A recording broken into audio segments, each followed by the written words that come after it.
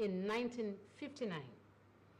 He also went ahead to school at St. Patrick's Teachers Training College, UGEP, between 1962 to 1963.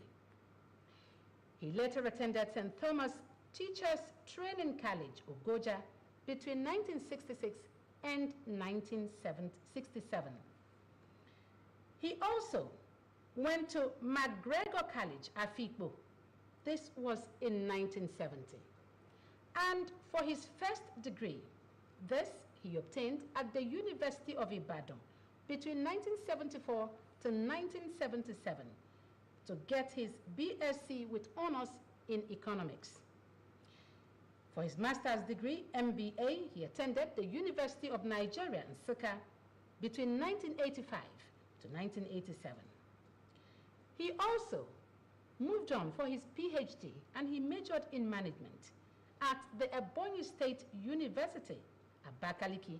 This was between 2002 to 2007. My guest is a professor of management. He became a professor in the year 2020. Who is he? Stay with me. I will take a short break.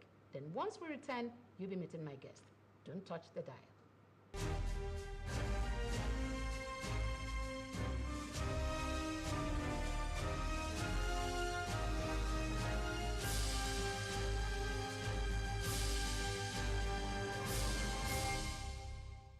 Welcome back. Time to meet my guest. Please join me as I welcome Professor Idan Linus Egu, KSM.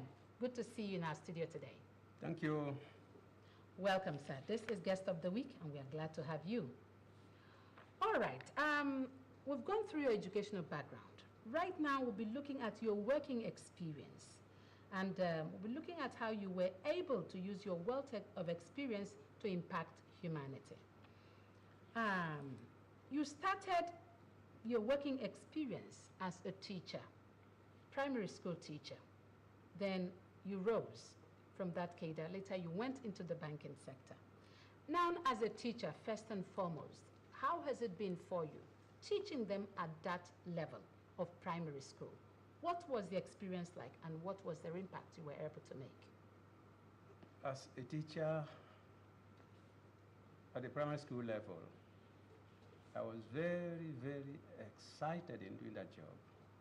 I had a purpose. I missed going to secondary school for one family factor or the other. When I found myself going to PTC, preliminary teacher training, yes, it was like I had branched off to teaching fields. And so I finished up, after finishing up in McGregor, 1970,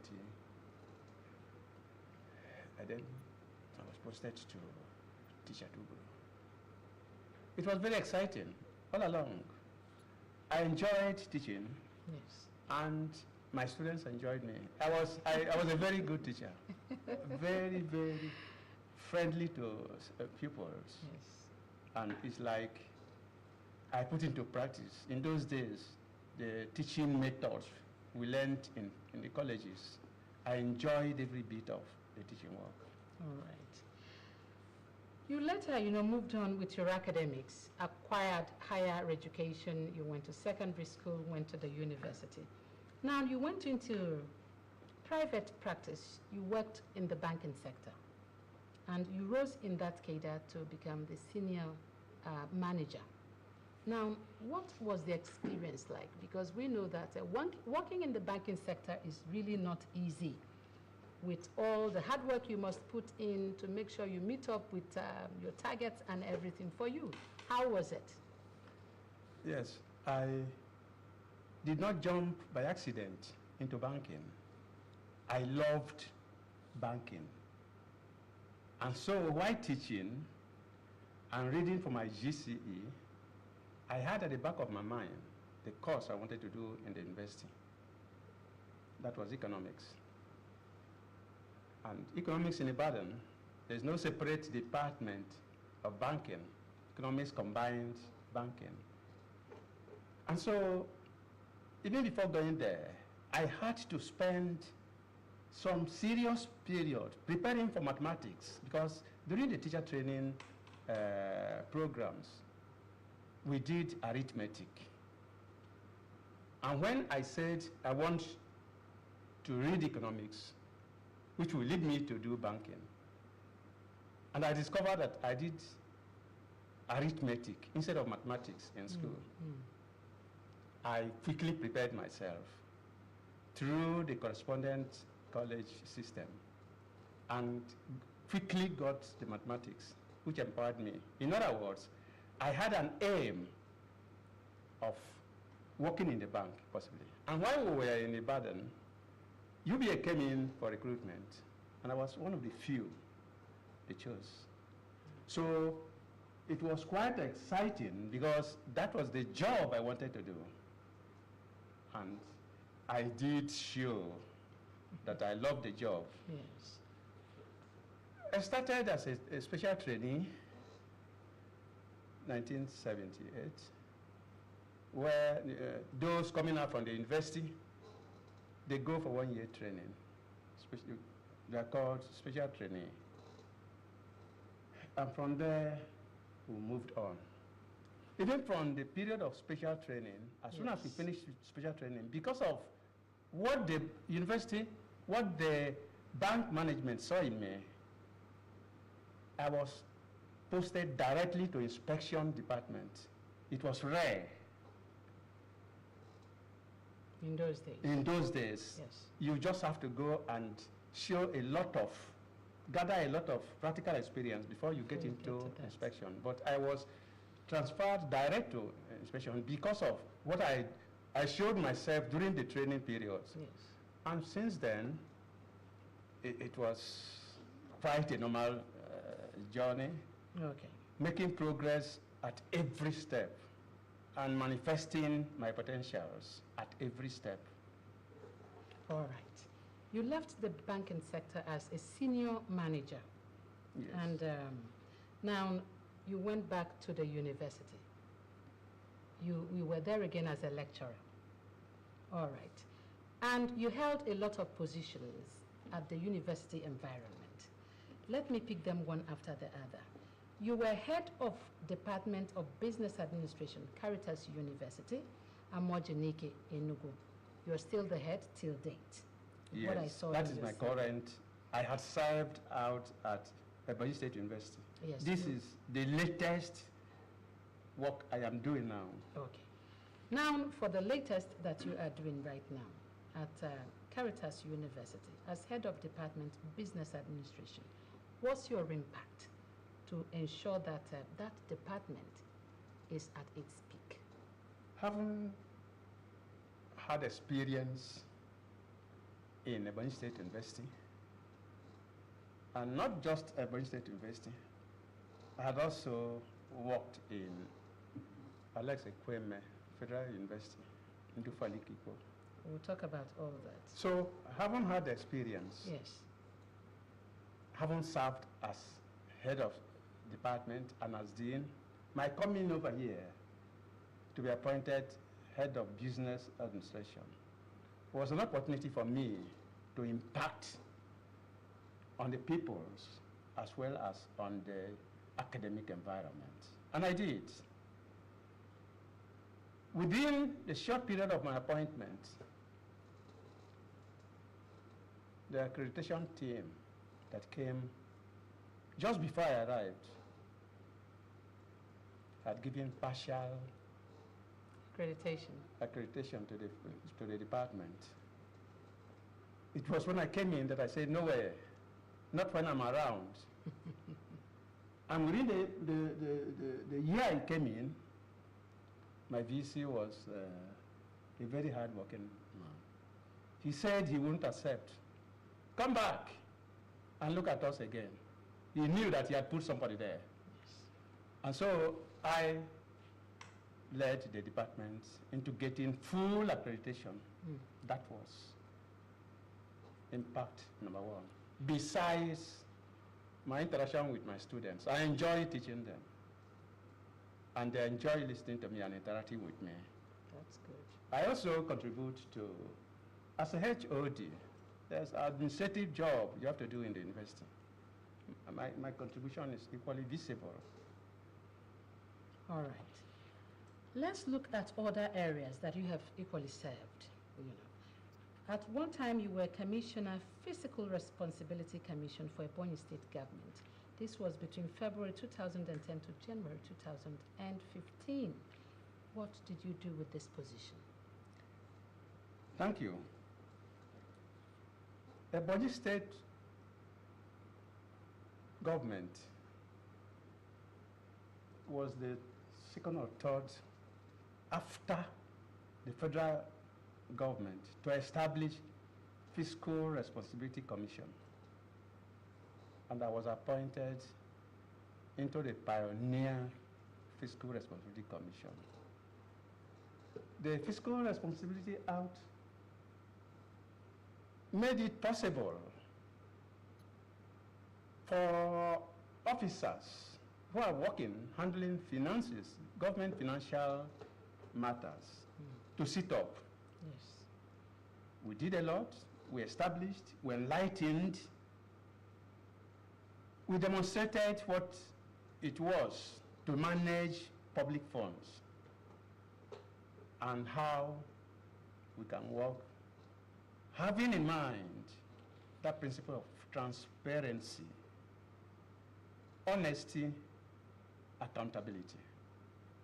It was demonstrated. And that was the language we demonstrated, we carried on, we visited one ministry or the other and visited private institutions. Okay.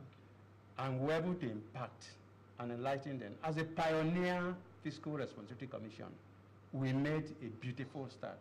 All right. Good to know, sir. You were also, between August 2009 to January 2010, you were appointed Director, Consultancy Services for Ebonyi State University, Abakaliki. Within this short period, how did you fare?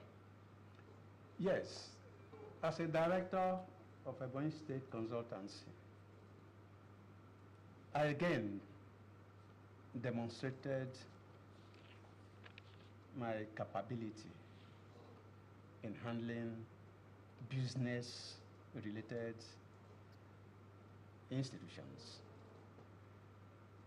The consultancy firm was established to open up avenues for the university to make additional income, not just depending on school fees and the rest of them. And so, as a director of the consultancy company of the university, I introduced, up till today, what has become the most viable aspect of their activities: the handling of sale of textbooks. Before I was appointed, individual lecturers had sold their textbooks to students, and there was a lot of exploitation. Visible ones. Yes. Lecturers would tie up the purchase of their textbooks to tests and examinations. Certain grades. It was my memo to the VC that said this has to be controlled. Every lecturer who has a textbook to sell must deposit them in the consultancy center. We will sell and give them their money, and then pick a commission for the university. That little commission we picked for the university turned out to be today a major source of IGR. Internally generated revenue. Okay. Yes, those who were honest.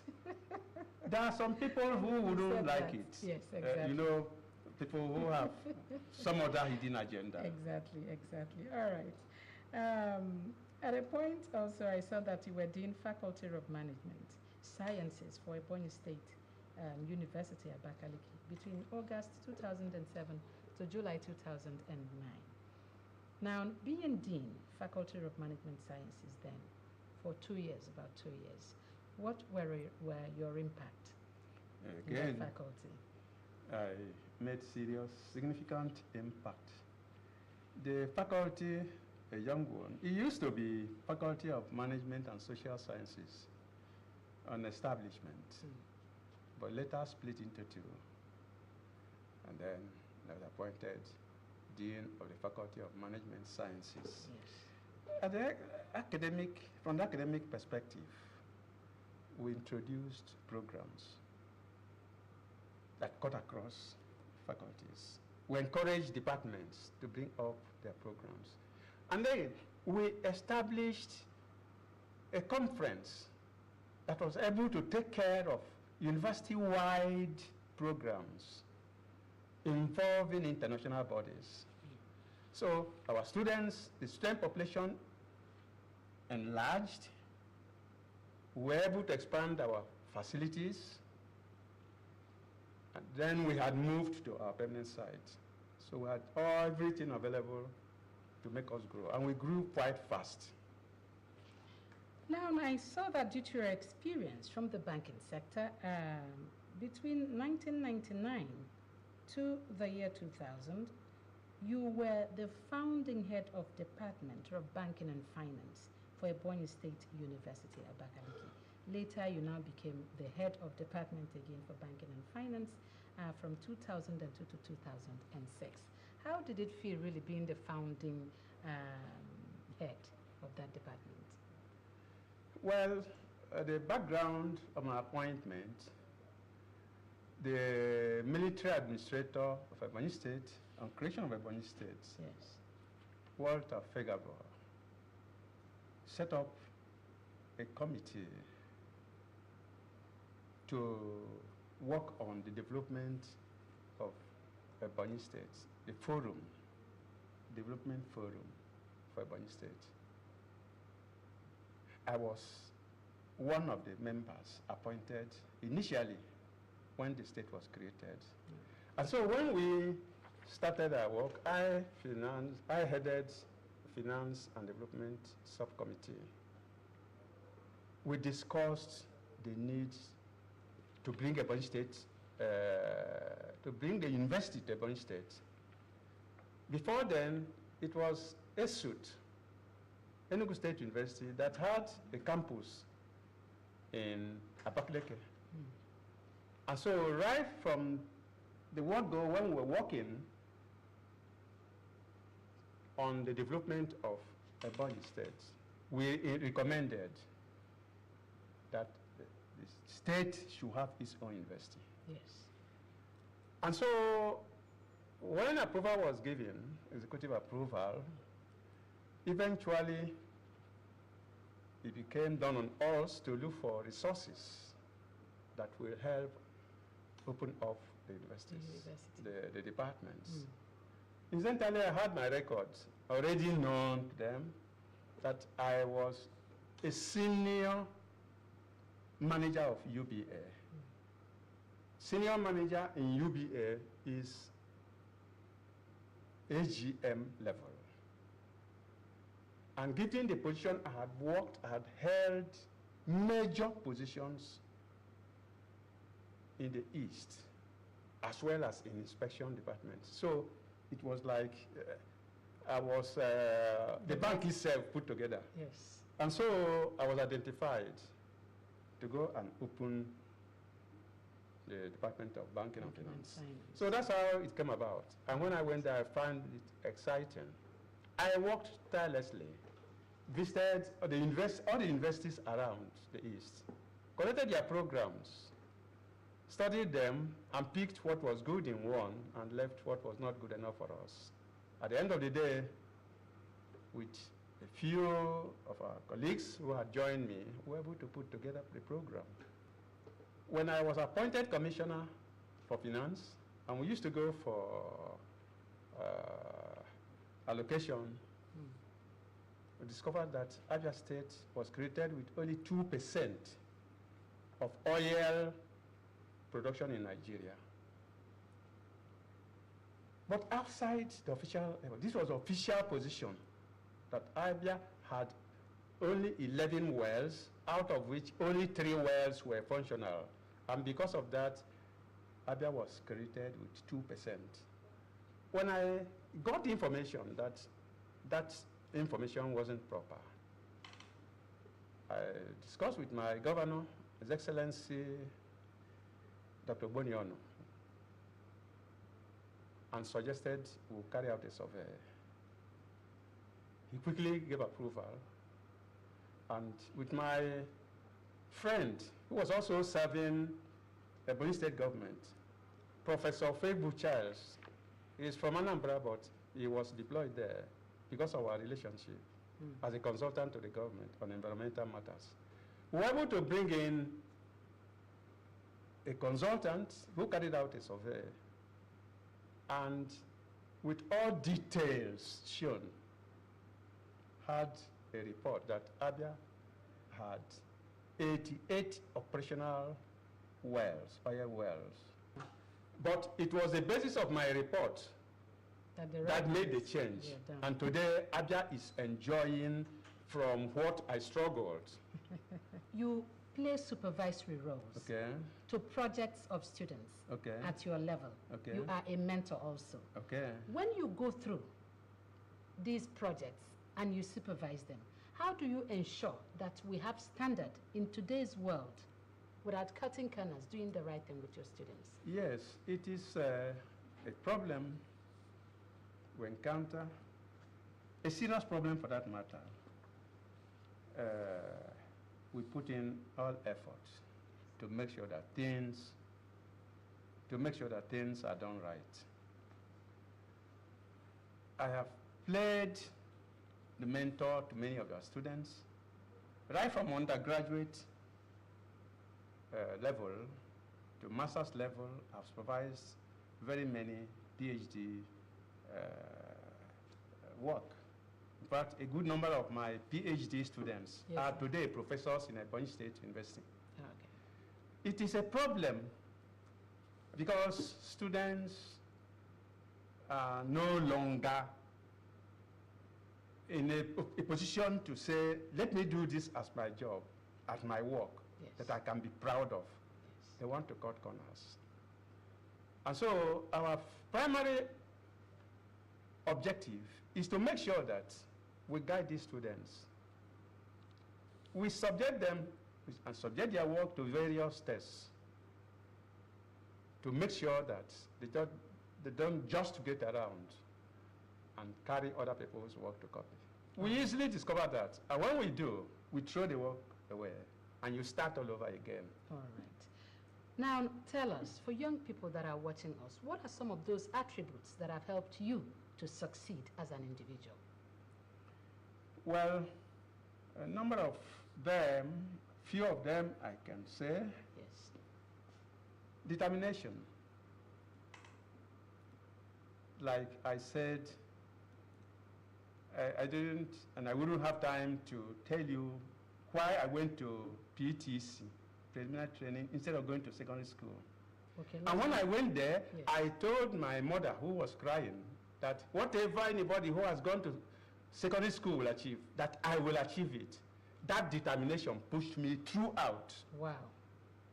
All right, you've heard it from my guest today. For youths that are watching this program, young people, my guest says determination helped him to push forward, to remain focused, and ensure that he succeeded in life. What about you? Whatever the issue is, in whatever state you may find yourself today, you too can push forward and be able to achieve and succeed like Prof has. Prof, I want to thank you so much for sharing your experience with us. I want to thank you for being in this studio today. Professor Idam Linus Egu, KSM. Thanks for being our guest on this program, Guest of the Week. Thank you. All right, next week, I'll still be with you. I've been your host, Jane Madwagna.